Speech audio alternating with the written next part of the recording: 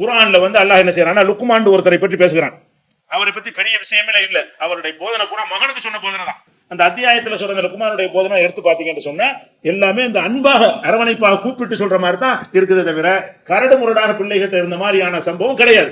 அதே மாதிரி ரசூல் ஸல்லல்லாஹு அலைஹி வஸல்லம் என்ன செய்வாங்கன்னா, அந்த சின்ன பிள்ளையா ஃபாத்திமா அவங்க எல்லாம் இருக்கும்போது எப்படி இருந்தாங்க தெரியல. ஏன்னா மக்காவில் இருந்த வாழ்க்கை பிள்ளைகள் விஷயம் கிடைக்காவிட்டால் கூட மதீனாவுக்கு வந்த பிறகு பேர பிள்ளைகள் என்ன செய்வாங்க, ஒரு நினைவு வந்துச்சுன்னா உடனே போயிடுவாங்க. போய் ஃபாத்திமா வீட்டு வாசல்ல உட்காந்துட்டு அந்த பொடியன் இருக்கிறானா அப்படி கேட்பாங்க. உடனே ஃபாத்திமா என்ன செய்வாங்க, குழந்தைக்கு ட்ரெஸ் எல்லாம் போட்டுக்கிட்டு உடனே அனுப்பி வைப்பாங்க. உடனே ரசூலுல்லாஹ் தோளுக்கு கொஞ்சுவாங்க, முத்தமிடுவார்கள். அப்ப அந்த குழந்தையை தூக்கி கொஞ்சி சந்தோஷப்படுதல் என்பது பிள்ளைகளுக்கு செய்யணும். ரசூலுல்லாஹ்வுக்கு அந்த வாய்ப்பு இல்லை. அவன் 40 வயசுக்கு முந்தைய இருந்திருக்கு, நமக்கு வரலாறு கிடைக்கவில்லை. அப்ப 40 வயசுக்கு பிறகு உள்ள வாழ்க்கை எடுத்துக்கிட்டீங்கன்னு சொன்னா பேர பிள்ளைகள் அந்த மாதிரி கொஞ்சம் வாங்க ரசூல் ஸல்லல்லாஹு அலைஹி வஸல்லம் பேத்தியை தோளதுக்கு தொழு இருக்கிறாங்க. இதெல்லாம் அந்த குழந்தை மனசுல பசுமரத்து ஆணிவர் உட்கார்ந்துருக்கும். அந்த குழந்தைகளை தூக்கி கொஞ்சினீங்கன்னு சொன்னா அது பெரிய வயசாகும் நினைவு அசை போட்டு பார்க்கும். நம்ம தாப்பனாரை இப்பெல்லாம் தூக்கி கொஞ்சினார, இப்படி அன்பு செலுத்தினாரு, எங்க வேணா தூக்கி போயிடுவாரு, நம்மள ஆசையை வளர்த்தாரு. அதெல்லாம் சின்ன வயசுல செஞ்ச விஷயங்கள் எல்லாம் பசுமரத்து ஆணி கூட மனசுல பதிஞ்சு இருந்தால் பெற்றோரை வெறுப்பானா? பெற்றோரை வெறுத்து ஓட முடியுமா?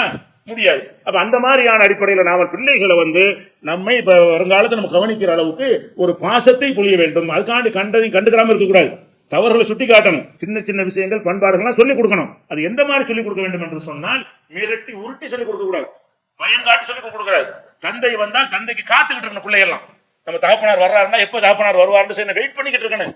எப்படி இருந்தாலும் வருவதுக்கு தூங்கிடுவோம், எத்தனை விடல பாப்பா இருக்கும் தூங்கிடுறேன் அப்படி சொல்லி கொடுப்பாங்க. தகப்பனார் வர்றதுக்கு முன்னாடி தூங்கிடு, இப்படி ஒரு பேரை எடுத்தீங்கன்னா அந்த சின்ன வயசுல என்ன பதியும், உங்களை பத்தி என்ன மாதிரியான மதிப்பு டெய்லி இதே மாதிரியான கருத்து பதிஞ்சிட்டு வந்துச்சுன்னா வெறுக்கத்தை என்ன செய்வோம், வேண்டாம் வெறுப்பதான் உங்களுக்கு உதவி செய்வோம். அப்ப நம்ம அன்பை செலுத்தி அதைத்தான் அறுவடை செய்ய முடியும். இந்த ஒரு அறிவுரை நம்ம பெரும்பாலும் செய்யணும், பேணிக் கொள்ள வேண்டும். அந்த சொத்துடைய பிடிமானங்களை நம்ம என்ன செய்யணும், எப்பவுமே கையை விட்டு போயிடக்கூடாது, அதை கையில வைத்துக் கொள்ள வேண்டும். அப்படி இருந்தால் அதற்காக வேண்டியா உங்களை சிறந்த முறையில் என்ன செய்வாங்க, கவனித்துக் கொள்வார்கள், கண்காணித்துக் கொள்வார்கள் என்று அறிந்து கொள்ள வேண்டிய அடுத்த ஒரு விஷயம்.